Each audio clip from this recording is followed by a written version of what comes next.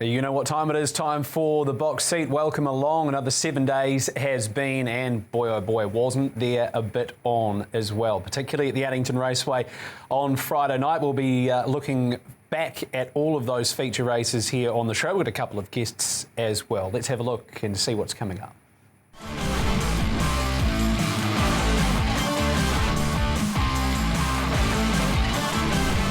On the box seat this week, Stephen Reid joins us to talk about the unbeaten 2-year-old star Jumal and the road to Cup Week.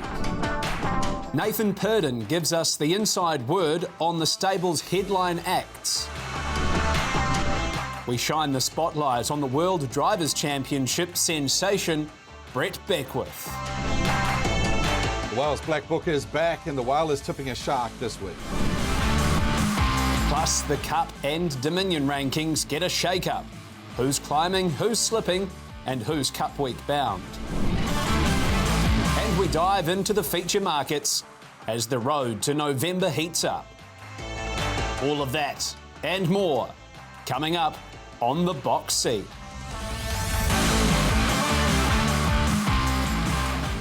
Looking forward to those discussions as well on the show from both Nathan Purdon, talking about the All-Stars team, and Stephen Reid to chat about his star pacer Jumal, who is sure to make this week's highlights reel.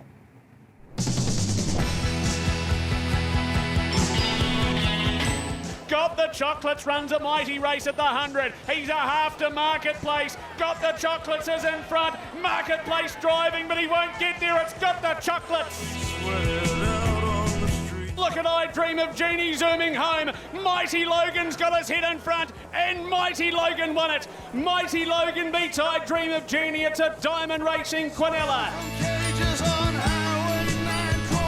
But it's all You're Right, Dale. She's a wonderful filly. She'll win another one. You're Right, Dale. Coast down to the line to win by 8 metres.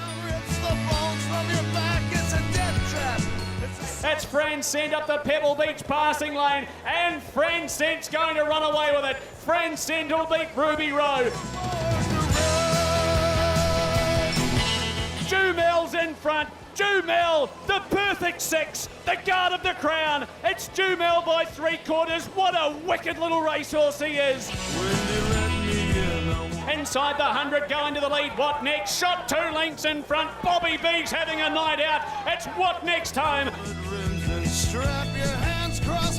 Kai Valley Ray's a neck in front. Who's Your Daddy and Subtle? Kai Valley Ray leads, and Kai Valley Ray wins. Kai Valley Ray takes the NZB Standard Red Harness Million for the 2-year-old Trotters. Republican Party 2 in front. Renegade Pinseeker late on the inside, but it's Republican Party. Republican Party won it and beat home Pinseeker, a cracking run. Wine Light's gone bang at the 100. Wine Light shot clear from Arafura, and beside me, but it's Wine Light. Wine Light a length and a half beat Arafura, an excellent run.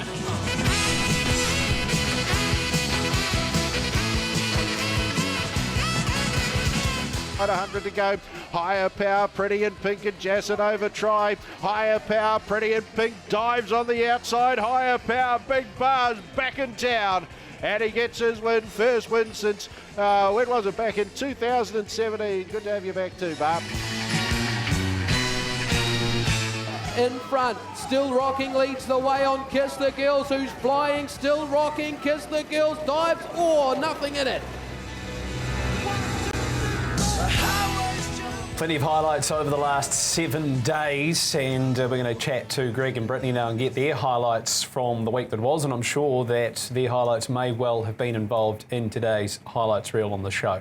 Greg O'Connor, Brittany Graham. Greg, firstly to you, afternoon. What a week it was. Yeah, certainly, Matthew. Really enjoyed the action from Addington. We had 6 or 7 races on the bounce that were nothing short of outstanding, including this one. I want to highlight the drive of John Dunn here with Got the Chocolates in front. Second last quarter in 29.7 allowed him to unleash in 26.3 and hold off the superstar pacer in Marketplace. He's come a very long way. Slight gear change with the shadow roll being the brush Saw him get off the gate too, which was another masterstroke. What a racetrack stretch it was up the home straight there, and watching these two horses go at it was certainly the highlight for mine. And I think it's going to create a bit of interest, Brittany, going forward with the 3-year-olds. Such the evenness, early positioning is going to be the key. And as Greg said, got the chocolates, starting to find a bit of gate speed. They're going to be some beaut races. Hi to you. Hi, Matt. And Will pointed out on Friday night as well that gear change with Got the Chocolates. You spotted it. You told the Friday Night Lights audience, and if a few listened, then they would have been pretty happy with the eventual result. He was so much better off the mobile arm, which made his life so much easier. But my standout was seeing Barry Purdon back in the winner's circle on Friday night. There was so much great racing, but this was a feel-good story of the weekend. I said it as a part of the coverage. He drove that horse like a trainer. Left something in the bag for next week. Earplugs still in, Persuader tucked under the arm, and he did it really comprehensively. Higher Power. Then he and Katrina backed it up as owners on Sunday with a pretty promising 3-year-old galloper by the name of Yamato Satona. That was a really impressive performance. I went back and watched the replay. Had a lot of work to do up the home straight, pinned the ears back and won like a nice horse on debut. Of course, Dean Shannon in the ownership of that horse as well. So great to see Barry back in action as a winner where he belongs, and he has 2 more drives this weekend as well.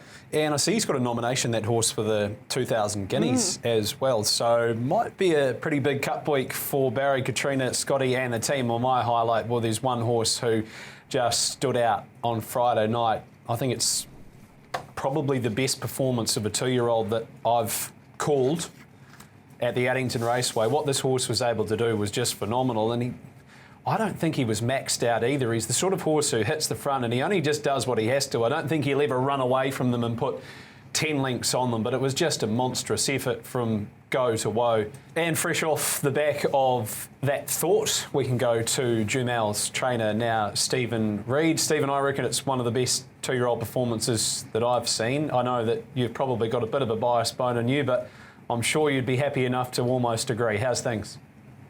How you going, Matt, and hi to the team. Look, as a rule, I don't tend to watch a lot of my winning videos.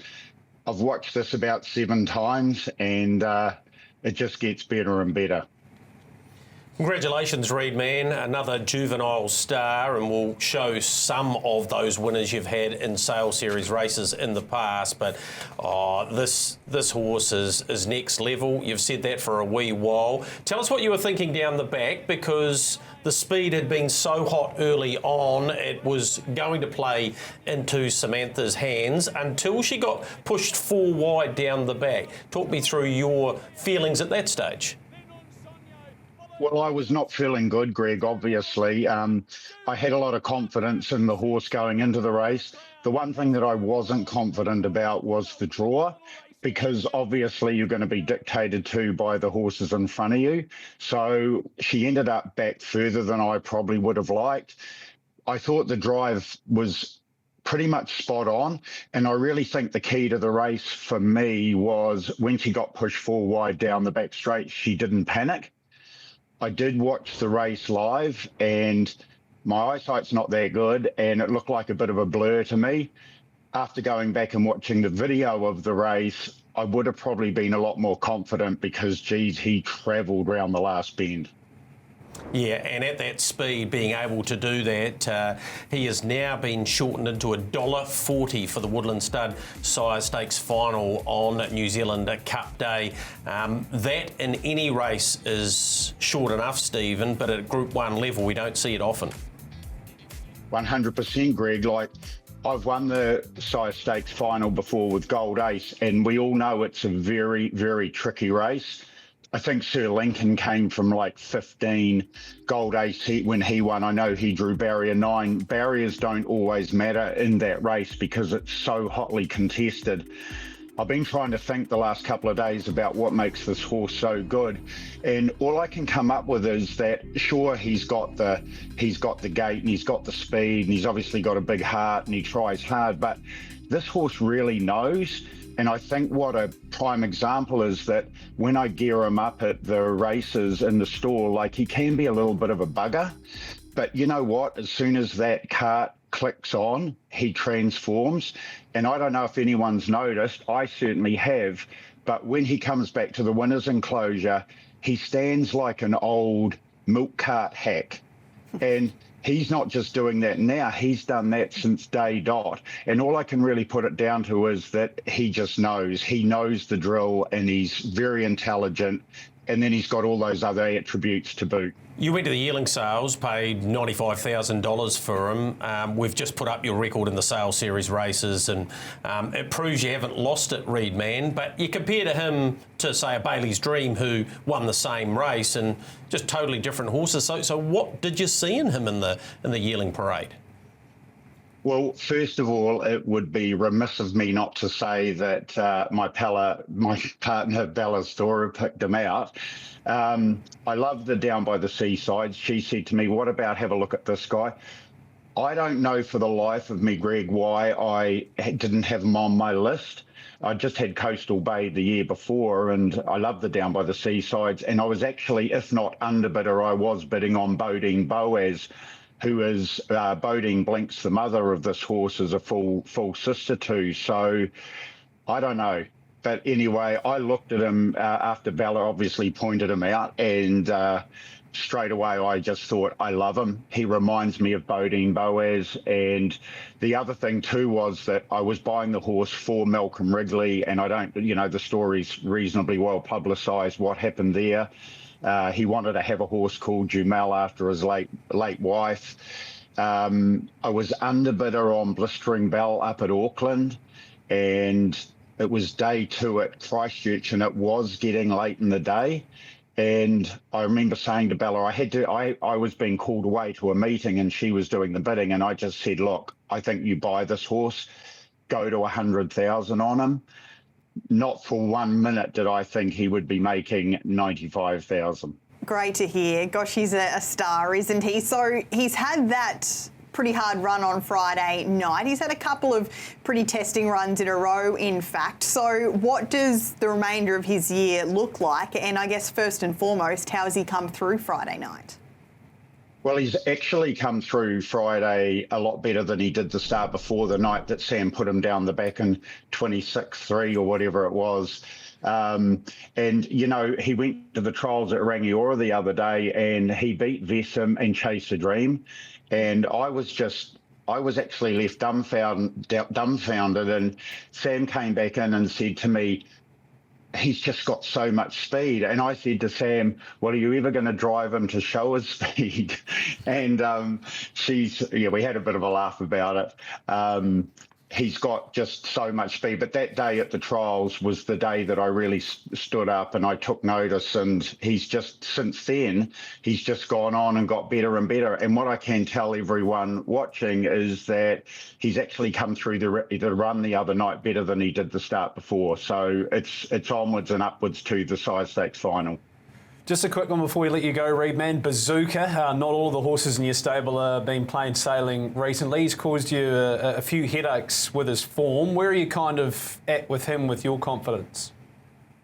Well, I'm about where you are, Matt. I don't know. He's been really disappointing this time in. I've changed his work around in the last couple of weeks, and hopefully that's going to work the oracle. But this is a real handy field he's in on Friday night, and to be honest, I would just be happy for him to run in the first 4. And just quickly too, Matt, I just want to say also that run of Jumal's the other night gave me goosebumps, but I think a lot of the goosebumps came from the call. I thought the call was top shelf, and you're doing a fantastic job. Oh, it was my pleasure. Pretty easy, Reid, man, when you've got good horses, as you know, for anybody involved with a good horse, they're the easy ones to deal with. And it's great to see you with another goodie. Reid, man, thanks for your time. Awesome, guys. Thanks a lot. And another person who knows their way around a pretty decent horse is Nathan Purdon, one half of the All-Stars team. Nath, great to have you on the show. How's things, mate? Yeah, great. Thanks, Matty. Just before we get into the horses, you obviously did something pretty special that would have been full of emotion over the weekend. You caught up with Jess Tubbs, of course, a partner of the late Greg Sugars, and you took part in a bit of a marathon. What were the feelings and emotions around the weekend for you? It was a very special moment, and I feel very honoured that Jess asked me to take part in this with her. We had a great friendship, myself and Greg, and he's really missed. Think about him every day, and this was a true honour. We won a big race over the weekend, but nothing matches moments like this. Wonderful stuff, Nathan. And I've actually spoken to Jess in the last couple of days, and it meant so much to her that you made the time to participate alongside her. And I'm hearing that there's already plans in place for another little trot along somewhere. Tell us about that. Yeah, well, we were going to sign up to Queenstown, but hopefully it's still full steam ahead. Just made it a little bit awkward with the timings of show day being a twilight, depending on how late that finishes. But yeah, it is something we'd like to keep up. Something that I really love doing. But it's something that between myself and Jess sort of keeps the bond going. And I think we're all looking forward to it. Hopefully we can continue it on. Nathan, you look like you're in pretty good shape. I'm picking that's a new top as well, mate. You might have to go to a new wardrobe. And a little birdie tells me you broke 1 hour for the 10Ks. So, this running caper's going okay. Yeah, well, I've really enjoyed it. I done it with Cran, the half marathon in Queenstown, just going back a few years ago. So fluctuated weight a lot between those times, but we're back in the game, and hopefully we can keep it off for quite a while this time. All right, you came to Addington on Friday night, the premier night of harness racing, and things didn't go perfectly for you. Let's talk about your open class star in Akuta. He wasn't 100% post-race. How is he now, and what's that done to his program leading into the IRT New Zealand Cup? Well, he's jumping out of his skin, the horse, and himself. He's very well. He had quite a lot of mucus down his airways, so just something that we've got to treat going forward, and just the allergies that aren't uncommon, certainly in Canterbury this time of the year with the pollen around and stuff like that. So, we'll treat him for that, and hopefully he bounces through it as good as what he can do anyway. He ran exactly the same time, or they did, Republican Party, 3:11.4, than when he won the Hannon Memorial for the second time. So there had to be something that wasn't quite right there, because a horse of his quality should have been capable of doing that again, even though the closing sectionals were so fast. Yeah, that's right. Yeah, Republican Party's a really top horse. In saying that, but he's had a lot of tests against Republican Party in the years been, and they're right up there, two great horses together. But when he is right, he's a very, very good horse. So I'd like to hope we can bring him back to his best. As I say, we just need to treat him, and hopefully he responds well to the treatment going forward. And if so, we're still full steam ahead to the Cup. Is the plan still to go to Ashburton as opposed to Kaikoura at this stage? Yes, definitely. Yeah, I think we'd lean towards Burton, and probably more likely than not miss Kaikoura. Great stuff, Nathan. He is hoping he can get back on track. One runner from your stable that won't be in the IRT New Zealand Trotting Cup is Chase a Dream. He was withdrawn last week. So tell us about his program and the reasoning behind that pivot. Well, he went in to train with Akuta a couple of times at Addington, and Akuta had his measure by quite some way. So, he is a very good horse in his own right. Akuta's a whole nother league. He's very fast. Probably a short distance race would suit him better. It's standing starts, probably a little bit of a question mark too. He can be quite cantankerous around at the start. So, there's a few question marks over him. But I think if we stick with the short distance and the mobile starts, he's going to be more than competitive in these sort of races. As we've just seen, his best is brilliant, explosive with that speed. And to be fair, his run the week after, chasing home Leap to Fame, was pretty solid before things went awry. We know he's had the ultimate gear changes subsequent to that campaign. Are you seeing positive signs from that perspective that we might get a little bit more, evenness in his campaigns? Yeah, for sure. Yeah, he seems really well within himself. He's a sound, happy horse. He is more genuine. He was very had him on of his own when he was a colt, which a lot of them do, as you know. But he seems a lot better, and I'd like to hope that he's a more mature horse going forward. Nathan, when you had a chat to Mark on Friday Night Lights about the harness million for the 2-year-old fillies, you said, I'll just need a bit of time to dissect and have a look at the replay and before you give your opinion on the race. Well, now's your opportunity to just tell us what you thought when you were able to pull the race apart. Yeah, I thought River's run was good. She's never had a lot of luck in running this horse. Last start prior to this, she had a flat tyre. She's always drawn a bad marble or been shuffled back against the colt. So she's, I'd love to see her get a chance, a clear shot at them. But she is a nice filly going forward. She's probably a filly to watch moving forward. She's so fast. She was a little bit under par, and saying that, I sort of wish we sort of rolled along a bit more up top, but she's still probably raced a little bit under par. The filly that won the race was a big deal bringing her down south. Very, very happy that it's paid off. The owners put a lot of faith in me with bringing her down with not having a trial or anything like that. So that was a big buzz. She sort of looks a bit of a polar opposite to her half-sister, no matter what, who could just throw the old fancy step in, Nath. She looks a pretty reliable, big, strong filly who just keeps getting better. What next? Yeah, I don't know if the filly had 3 legs or 5 legs, but she was all over the show all the time. But yeah, this filly's a beautiful moving filly and a lovely, clean-gaited horse. Never really had any faults with her all the way through. I used to joke to one of the owners saying if there's any more shares left, I'll gobble them up. So, she is a really good horse. I think she's a progressive type. She only ever had 1 lifetime trial before racing. I think that's only her 3rd lifetime start. So, she is a filly on the up, and I think by size stakes time she'll be a lot better again.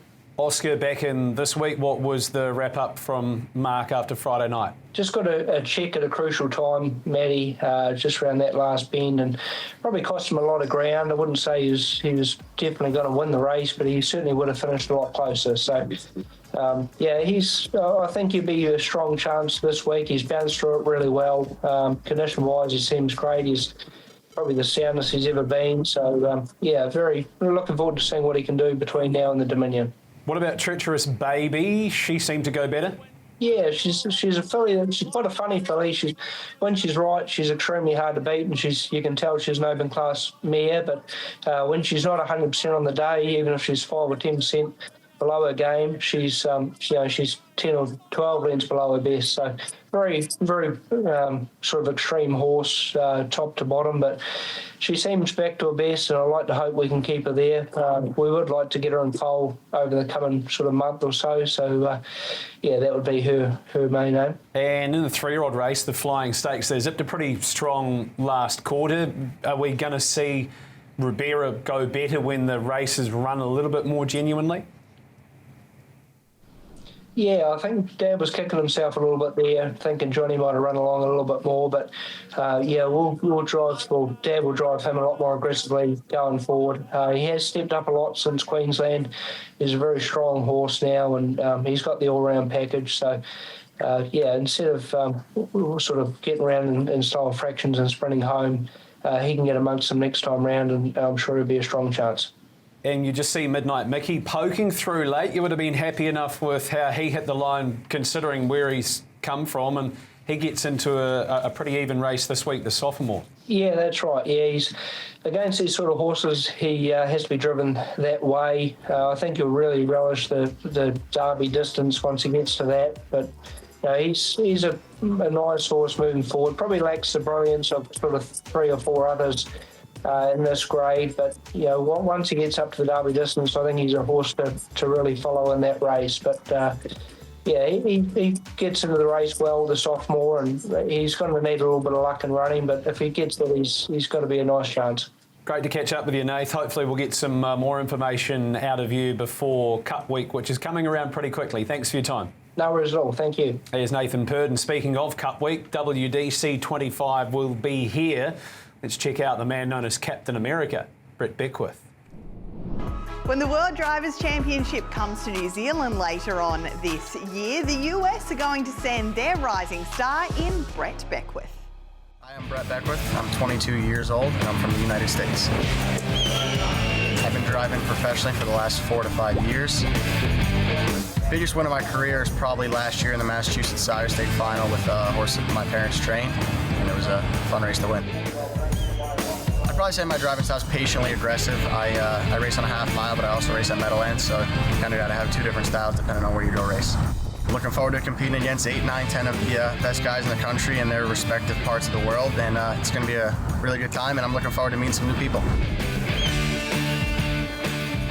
Well, Brett is certainly the youngster of the field at only 22 years of age, and he's giving away a little experience, but he's certainly making up for that with racetrack success. He was crowned the Dan Patch Rising Star of the Year in the US last season after reigning home over 600 winners in 2024. He's had some big recent days at the track as well, including a 6-win afternoon at Plain Ridge Park, and that has piqued the interest of many of the country's leading trainers, the likes of Marcus Melander, Tony Alagna, amongst many others, have certainly started to engage his services as well. And he's going to don the stars and stripes and try and take home the win. And he'll be coming in with all sorts of confidence. We'll catch up with another one of our WDC 25 representatives next week here on The Box Seat. Here's the Blair Boost. Blair Orange to win the Drivers' Championship. If you've got $100, we'll give you $6. tab.co.nz. You will find that backing Blair Boost. Speaking of backing, let's find out what the Wales backing this week. Yeah, great to be joining you on a Tuesday night for the box seat. I tell you what, my highlight this week, courtesy of Magnus Benroe, was the first up win for Blazing Louis in a long time. It was Alexandra Park last Friday night. This horse had been off the scene for 8 months, third run back. Big white baldy Blaze showing up out wide. You can't miss him, the son of Sweet Lou. He's now a 6-year-old, lightly raced, only 23 starts, 4th win. He'd been injury prone probably for the last 2.5 years, considering he's only had 23 starts as a 6-year-old, had a fractured knee earlier on his career. Great for Nicky Chilcott and the big team of owners to get this horse back in winning form in 2:41, a super time, and I'm sure that's not going to be his last win. As far as a catch this week, a horse that caught my eye at the trials at Rangiora last week was Petita Moore. Gee, you don't see better performances than this for a 2-year-old. Running super time, 2:33 for this 2-year-old by What the Hill. Swept up and outside them for John Dunn. Home in 57.4, I got him. Really good family. This is a family of Aldebaran Floss and Aldebaran Keeper. Interesting enough, it goes to Eddington on Wednesday evening. Race number 8, number 4, looks very well placed and will be chasing that Entame bonus. So keep an eye on Petita Moore is my catch this week. As far as the Black Book, well, we highlighted Marco a couple of weeks ago on Whale Watch because he'd been off the scene for such a long time. And I tell you what, he struck form immediately. Out wide on the track, Kate Coppin's got a penalty-free win with this performance. Off the scene for 322 days. But I tell you what, he goes to Alexandra Park in what I think is the race of the night at the park on Friday night, the My Sky race of the week. This has got a super field. You've got Double Parked, who trialled super. Words, Confederate last start winner, and Ty Tate. Marco's going to have to be the top of his game from the outside of the gate to win. Can he do that? Absolutely. Looking forward to seeing him on Friday night. What I think is going to be an absolute beauty. Looking forward to the rest of the show, guys. I'm back on Thursday afternoon, of course, for Whale Watch. And then on Friday evening for a massive night out of Addington, Friday Night Lights from 4:30.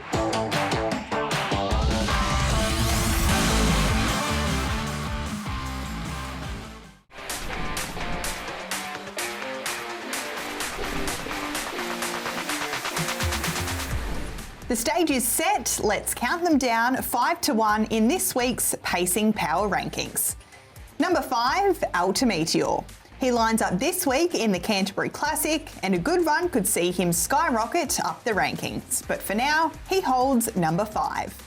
Number 4, We Walk by Faith. A winner 3 weeks ago, he also lines up in the Group 2 Canterbury Classic. A better getaway from the stand could see him go close in the feature. Number 3, Akuta. A below par run last week after missing the Methven Cup. As we just heard from Nathan Purdon, there were definitely excuses. We hope to see the star pacer again in the next few weeks as he builds towards the New Zealand Cup in November. Number 2, Merlin. He makes his South Island debut for 2025 this weekend, and there's been a strong push in the market for the Group 2 Canterbury Classic. A win here could see Merlin challenge for the top spot next week. And number 1, Republican Party. He was back to his brilliant best last week, beating a classy field dominantly. He also lines up in the Canterbury Classic, and a repeat performance should keep him on top of the rankings. So there's the pacing power rankings. We'll have the trotting power rankings later in the show. Ranking time for the IRT New Zealand Trotting Cup, and we'll bring those to you now. And Greg, you can chat to us about how things are looking. Top 6 doesn't change. Is there any movement elsewhere? Well, slight movement with Pinseeker's performance last Friday's terrific racetrack return from him, and obviously Chase a Dream coming out. So it looks like he's jumped up a couple of spots, but in effect, it's only really one. So he's right on the cusp of getting in. Those in danger, you'd want a good performance, I'd say, from Franco Marek. You'd probably want Dalton Shard to go well. Renegade needs to continue to step up. And, of course, better knuckle up, race at Alexandra Park in a race that he's going to go very close in. So it's always, for me, Brittany, about the last sort of 4 or 5 spots.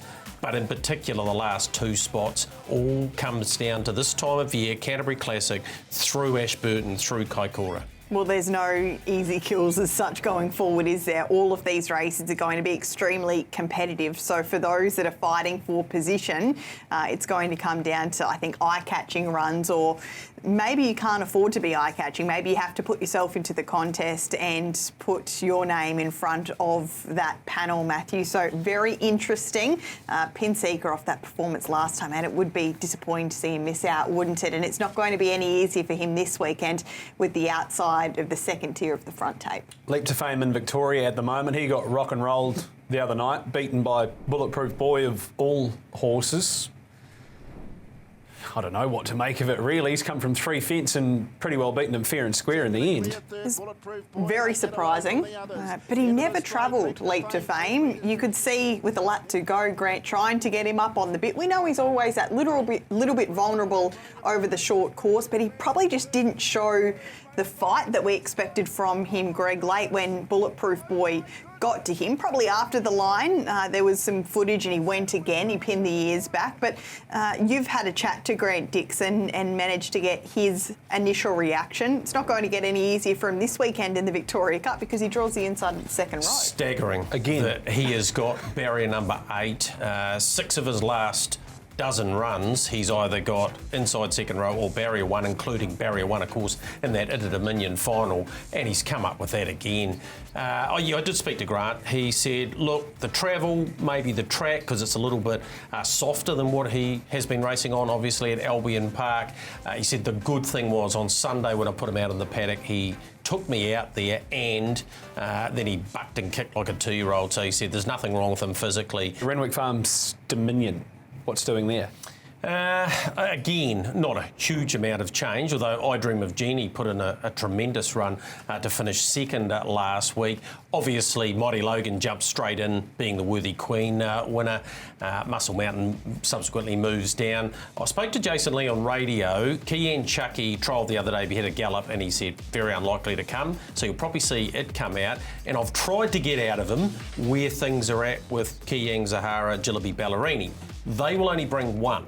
One of them will probably go to the Great Square in Queensland. They haven't quite got that absolute definitive, and you see the move there from I Dream of Jeannie. Brittany?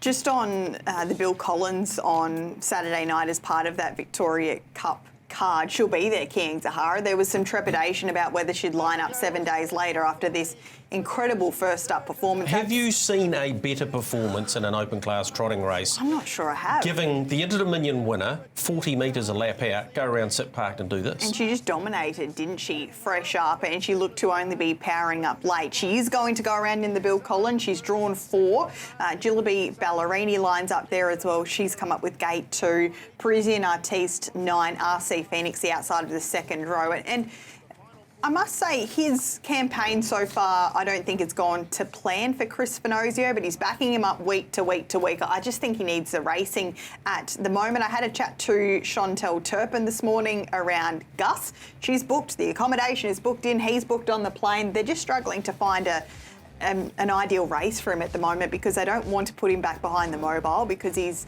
a bit of a strange cat at times. So they want to keep him behind the tapes and there's nothing really available for him at the moment. But he's on his way. And just that Saturday night card at Melton, a few others of note, Gatesy's Gem and Tracy the Jet, they lock horns in the Victorian Trotters Oaks. They're drawn 1 and 3 respectively. And there will be Kiwi interest because Joyride goes around in the Victorian Pacing Oaks final. And I think she's a sneaky hope as well after the barrier draw. Are you heading over? I'll be there. I'm really looking forward to it. So we'll see you on trackside. I'll be there Friday night here to take in all the action. Early flight Saturday morning. Trackside will have all of the latest from Melton and I'll catch up with all of those contenders that are hopefully making their way across here for Cup Week as well. Trooper. Here's another trooper. Michael Guerin joins us on the show. How's things? Well, Matthew and I'll be heading the same way, not the same flight as Brittany because I live in a warmer part of New Zealand, but I'll be heading across on Friday to be part of the coverage there on Saturday night. Where I did go last week is down where you guys are now. Went to the annual conference, Matthew, for Harness Racing New Zealand in Christchurch, and I was really taken back by how open and transparent and good it was. I've been to lots of conferences and heaps of them are crap, but it was really good. There was a great presentation from Sam Moncur from Entain talking about what actually drives turnover and how it actually works and how impressive the television shows have been, including Friday Night Lights, in helping harness racing turnover go up and what's needed to be done. And all the people from the different clubs, whether they were listening to the people from the RIB, whether they were talking about horse welfare, whether they were talking about breeding numbers, there wasn't this, my club wants this attitude. It was, okay, what do we need to do? Can you help us? What tools do you guys have for us? It was a really open, transparent, and I thought forward-thinking bunch at the conference on Friday and into Saturday. So I actually left there thinking harness racing in this country is in better hands than maybe I went down thinking it was, because it wasn't just Matt Harness Racing New Zealand telling people what they're going to do. They were saying, well, these are the realities. Do you think you want to be part of this? And that includes a launch of their new Trots brand aimed at younger people. So really interesting stuff out of that. The other good news I have for our viewers at home is we mentioned last week on the show that, 2 weeks ago, that Harness Link was up for sale and could be about to close down. Well, news coming through today that Mick Harvey, the guy who owns Ripples, who you see in those green colours, owns Kingman, who'll be in the Victoria Cup this week, he has purchased Harness Link. So it is going nowhere when you log on this week or next month or next year. It is still going to be there.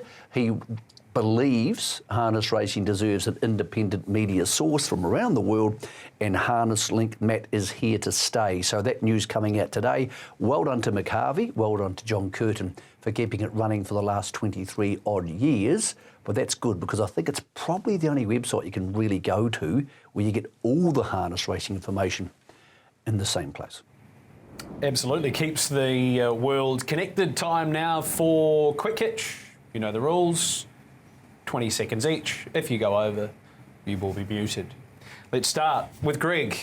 Zahara or Ballerini? Kiang Zahara, Jillaby Ballerini. Who are you bringing? Either one. Either one's going to be competitive for sure. You can only bring one. I have a feeling it'll be Ballerini. I just wonder whether Kiang Zahara would have had the grounding for 3,200 metres first up here in New Zealand. Very, very good last week. Ballerini's an emerging class horse, though, so I'm looking forward to seeing her, hopefully.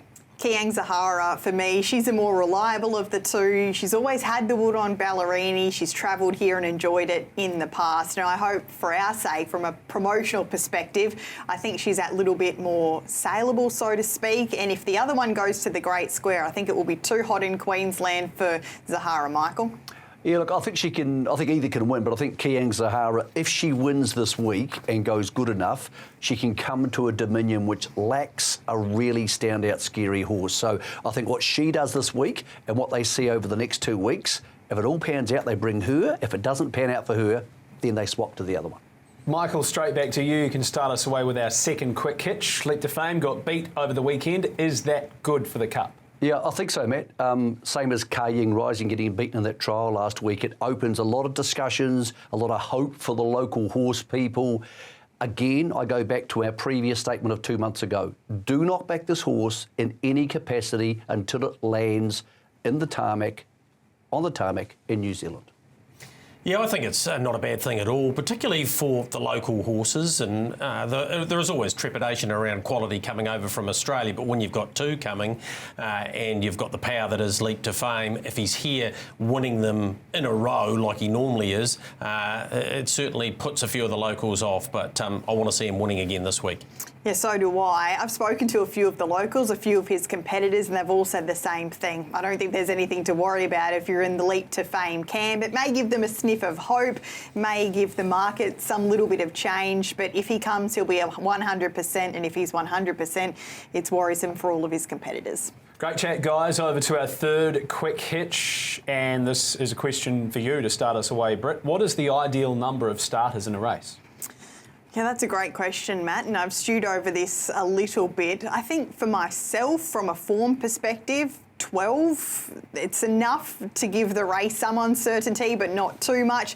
I think, though, smaller fields in short course races is certainly something to consider, Michael. Well, Britt, I actually have some info on this because Sam Moncur raised this at the Harness Race New Zealand conference. The best number of starters in a race for GBR, that's returns to the industry but also returns to punters, 11 to 14. Less than that, we don't get enough turnover. More than that, it gets too hard, Gregory, for the punters. I'm happy to go with the 11 to 14. Michael, you've got the stats on it. What I do know is we've had too many at Motukarara the last two meetings there, particularly in the feature race. So I think once it gets past that sort of 13 or 14, the old adage of people just take the field for third, it's probably not that common these days, certainly not with fixed odds.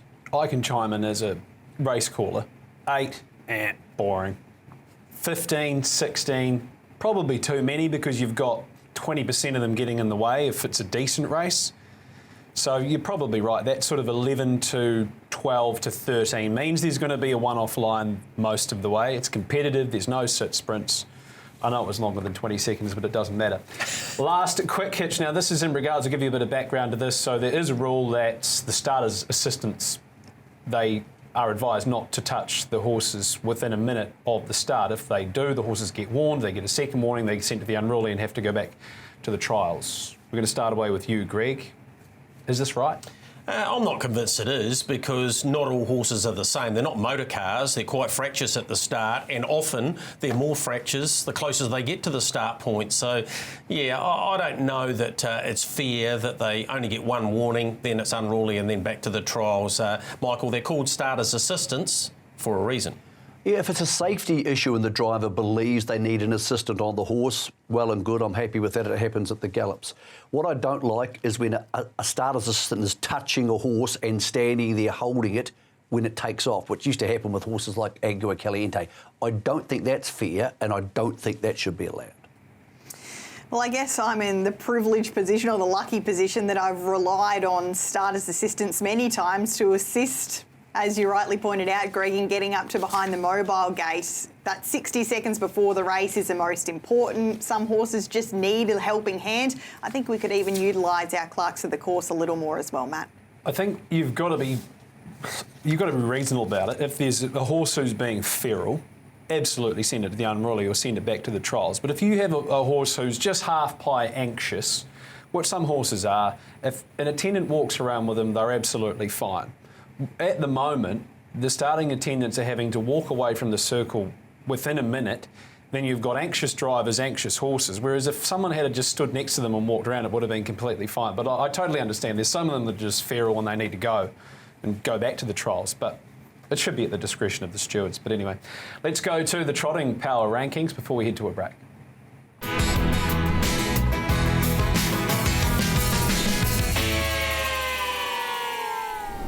The stage is set. Let's count them down.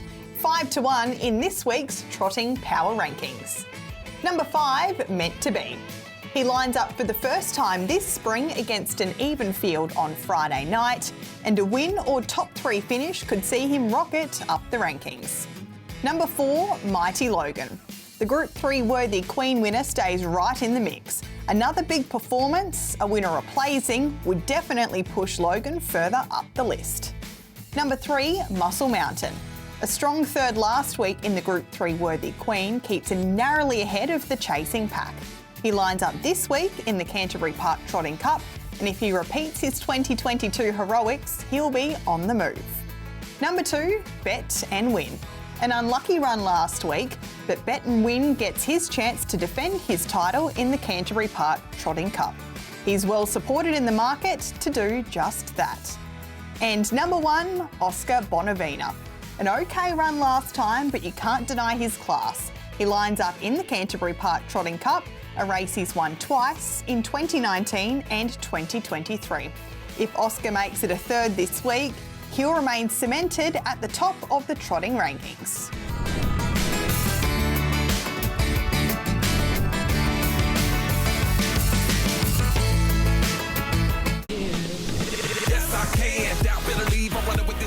In another massive week of harness racing, here's what's coming up. Wednesday, the action fires up at Addington with their midweek meeting. On Thursday, we trek south for the Group 3 Dark Horse Mares Trot out of Invercargill. And later that night, the lights come on at Cambridge for a big out-the-gate meeting. Then it's Friday night lights. Addington turns it on with the Group 2 Canterbury Classic Night, with plenty on the line. And up north, Alexandra Park hosts the Northern Metro Heats. Sunday, we wrap the week up with Oamaru Cup Day, the local heroes taking centre stage. Harness racing from the north to south, under the lights and under the sunshine. You won't want to miss a minute of it. Catch it all on Trackside 1 and trackside.co.nz. I get a good feeling, yeah. Great to have a good shot of our team A here on the show. Let's kick things straight off with the Lamb and Haywood Canterbury Classic. Lamb and Haywood each and every year getting behind our feature of the night. Here is a look at the market. Merlin has had good support. He's $6.50 into $3.50. Don't Stop Dreaming draws to his inside. Should be better for a couple of runs back. $7.50. Sooner the Better, who is one of the best beginners in the race, has barrier number 1 at 11. And Brit, some big guns over the page, including one horse who you've taken a bit of a liking to. We Walk by Faith. I certainly have, and he's just getting better and better all of the time. I think many of those off the second row would have loved finally when they're on equal terms to see the front tape, but that's not to be in a big full field. Sooner the better. I'm not sure if drawing 1 is ideal for him, but he can't do any more than he's done recently. Intrigued around such a solid move for Merlin. Third up now, he should be getting near enough to peak fitness. Don't Stop Dreaming was great last time out, Greg, and those off the second row, I guess the fate's out of their hands a little, so to speak. Republican Party and We Walk by Faith have both been racing so well. I think over the odds is Altimeteor in 2. I know he looked to be beaten on his merits last time out, but he's reliable off the tapes, and I think he's going to continue to improve. $21 is a big price. Yeah, I'm absolutely with you. Top 4, definitely. He placed in this race last year. He's very good, Michael, from the stand. We've got about 7 of last year's field fronting up again. There's a lot of depth to this year's Lamb and Haywood Canterbury Classic. I think it's a belter. I mean, when you consider Akuta's not well, I think every other horse in the country who's got any chance of winning a New Zealand Cup, if they have a chance, against Leap to Fame, is there. I spoke to Scott Phelan about Merlin. He said the horse is ready. Frontline draws a huge help, but we're ready to drive him aggressively if needs be. As Brittany mentioned, he was concerned about barrier 1 because he thinks Sooner the Better, who has never won at Addington in 8 starts, could get crossed at the start by 1, 2 or 3 of those really quick South Island horses. I think it's the most definitive race we have leading into the Ashburton and then Kaikoura New Zealand Cup. Just on Ashburton, by the way, the 2 horses who race at Alexandra Park, we'll look at that market shortly, Better Knuckle Up and Jeremiah. They will come to Ashburton and they are still in play for the New Zealand Cup. So if they show enough at Ashburton, they will still be heading to the IRT New Zealand Cup if they get it. Do you reckon Merlin's going as good as he can? I think he's just an older horse, and he's certainly just taking that little bit longer to get to peak fitness. I think the move on him from 650 the price was just wrong. Of the big guns of that field, he got the best draw. What about We Walk by Faith, second row? Is he the horse? Let's say you're sitting here on Friday night, he comes out and blows him away by 3 lengths. Yeah. I get the feeling you're not going to be surprised by that. No, he's a really good horse. And I think drawing the second row, Brittany, might help him. I think that's a good thing, because the way he galloped away last time, I think following them through, he doesn't have to win this week, but he can. He's so fast. He's got so much high speed, and he can follow a genuine tempo as well. But I agree on your comments around him stepping away. We saw him miss away in a practice before he missed away at the race last time out, but he didn't even really gallop. He just kind of bounced around on the spot. So I'm sure with a few helmets to follow, he might apply himself a little better. But I agree, he's the up-and-comer. Yeah, looking forward to you guys in the Whale jumping on Friday Night Lights and pulling it all apart and seeing what happens in the Group 2 Lambert Hayward Canterbury Classic for 2025. The Group 3 RD Butt Canterbury Park Trotters Cup at Group 3. Well, all of the big guns, Brittany, they're here. Oscar B, we got a good push from Nathan Purdon earlier. He's 245 into 215. What did you make of Bet and Win last week? Well, on Bet and Win, he was nearly a perfect first up run. The way that race was run, none of those handicap horses could really get into it, off 20 metres at least. And I think Bob took the shortcuts. He got in a bit of a pushing duel early on, ended up on the fence, but I thought he was okay through the line. I thought Oscar Bonavina was exceptional. When you go back and analyse the sectionals, 155 his own last mile, 27.4, and he really had to step around a wheel at the top of the straight as well, Greg, so he had to lose some momentum at that point. Muscle Mountain was superb, like really, really good.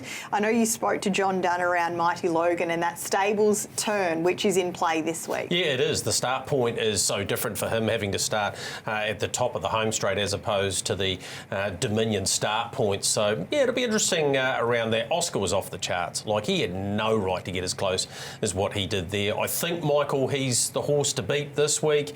Bet and Win didn't trot very well last week. I'm expecting a better performance from him, but Oscar's speed should take him close. I've got no idea what to make of this crop. I don't know. Over the last year, I don't think any horse has won 3 times in a row at this level. Like, 2 of the Bet and Win won a couple back-to-back. Oscar's won a couple back-to-back. But most of them aren't good enough to win back-to-back-to-back because there's no dominant horse. I couldn't back Oscar at 2.15. I just couldn't. Not off a handicap. But then again, Bet and Win probably is going to need to improve. Gee, this is an interesting time for New Zealand trotting. I just don't think there's a horse there that's going to scare the Aussies away, as Britt said about Gus and all the other potential ones who could come across, including RC Phoenix. But someone's going to need to put their hoof up very shortly and say, I'm the best, because I don't know who it is at the moment. All right, look forward to that, Michael. That'll all be here on Friday Night Lights, as will the listed Garrard's Size Stakes Sophomore Classic. Greg, I'm not sure if you caught the run of Greased Lightning the other day. Oh, absolutely, I did. Yep, off the charts. Yes, he was back on the markers, and obviously it was a very quick last quarter in that race, but gee, made up a lot of ground. 5 Crowns was superb first up. Berrettini's a progressive type of horse, and Brittany, Matthew highlighted Midnight Mickey finding the line very nicely too. Yeah, he's had a bit of an up and down campaign, Midnight Mickey, hasn't he? And he probably has a slightly tricky draw to negotiate the inside of the second row. Greased Lightning was super first up there, and one thing we didn't see from him last week, Michael, that he does have and that I expect to be used this week is an awful lot of gate speed as well. Yeah, the one thing you find with the horses from Alexandra Park who head to the South Island is they tend to have really good gate speed because you need it so much more in the north because the track's smaller and obviously it's a lot of short course racing. I think he gets his chance to go forward. I think Tactiva has had a couple of hard runs when he's gone forward, so he went back last start, so maybe he'll get out of his way. I think he's clear top pick in the race, but 250 is getting short enough. And I wouldn't even be stunned if that's not rock bottom for him, Matt. I wouldn't be surprised if the money comes for him. Scott Phelan did say last week, perfect lead-up. We're really happy. They're looking forward to this week. He's not so cock-a-hoop about Meant to Be, who's racing this week. He did say we would have preferred 2 trials rather than 1. And he's only had the 1, so a little word of warning there for what's an intriguing 3-year-old trot. Yeah, hopefully we'll be able to get some of the action from the stables here on Friday night. We'll have Mark Cookson on track for us. Hopefully he can catch up with someone from the Purdon Phelan base. Just before we move on, Britt, 5 Crowns couldn't have been any better, and he's a genuine horse that you think about when you're thinking of those derbies in the slot race. For sure, excellent first up. And who did he beat on that occasion? Fran Sant. She came out and won the feature mares race last week. So the form reference looks even a little better now. Yeah, it does. Southern Supremacy winner. Like, he's a really good horse. So it's a good race. It always has been. I think it's the 10th edition, and each one of them's been a cracking contest. He's a funny little horse, isn't he? You see his trials, you go, oh, yeah, he's going okay. Race day, bang. Yeah, and it's not going to be easy for him out wide either, but yeah, he's a bit of quality. Typical bettor's delight, isn't he? Hey, I'll tell you what about those slot races too. We'll start releasing some of those slot holders, their horses that they're going to put in. Yes, most of them are predictable, but over the next few weeks we'll certainly get those out. Okay, look forward to that. Good information. Alexandra Park, Vale, Chris Gowrard, handicap pace. Michael, we'll come to you for your thoughts around this. You've got a decent opinion of what you see unfolding here? Well, Better Knuckle Up came from last with no luck to run third to Sooner the Better and Merlin, who aren't here. Now, he's off 10 metres, but Lady of the Light should step and run them. So if he behaves himself, he could potentially step into a trailing position. Jeremiah missed that last start, so he's 1 run further back. So I think Better Knuckle Up picks himself here if he performs up to that level, and if of course, he steps away. I think this is a pivotal race for the Anna Donnelly team, because Jollymont and Little Spike, if they're going to be heading south and winning races, they'll need to be going very close here. But Better Knuckle Up on top for me, and we might have a little spoil for the punters coming up there a little bit later. Very good stayer. Yep. There's Better Knuckle Up, and a little bit like 5 Crowns. And I know they're different ages, but the harder they go, the better they will go. Brett, what's your best this week?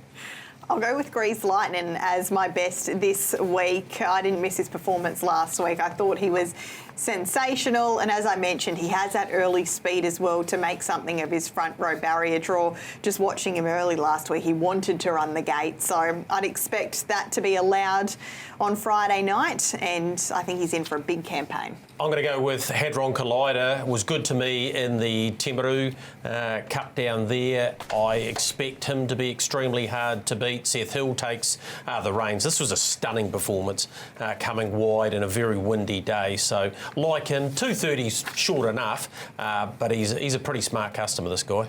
To knuckle up, I do take on board Brittany's concerns and everybody's concerns about his standing start manners, but small field, they shouldn't muck around too long. There's only 3 on the 10 metre mark, so he should be able to get away with it. And if he does happen to step even okay, worst case situation, trail or 3 back. So, yep, if they're talking he's a New Zealand Cup horse, then I think we are happy enough with $1.90, but I'd like a little bit more, and here it comes. Thank you, TRB peoples. Box seat boosted win bet this week. It was my turn. 2.7, Matt, for Better Knuckle Up in a 5-horse field. I suggest the punters get into that straight away. I like it. That's nice, Michael, and we might even let you have another go if that one gets up. I'm going head-to-head with you, Greg. Okay. I didn't mean to, because I didn't realise what your best bet was. If I had known, I probably would have done it anyway. Who am I kidding? Who's Delight's dropping out of open class races. I just had a query about what they'll do with Hadron Collider. There he is beating Hadron Collider, by the way.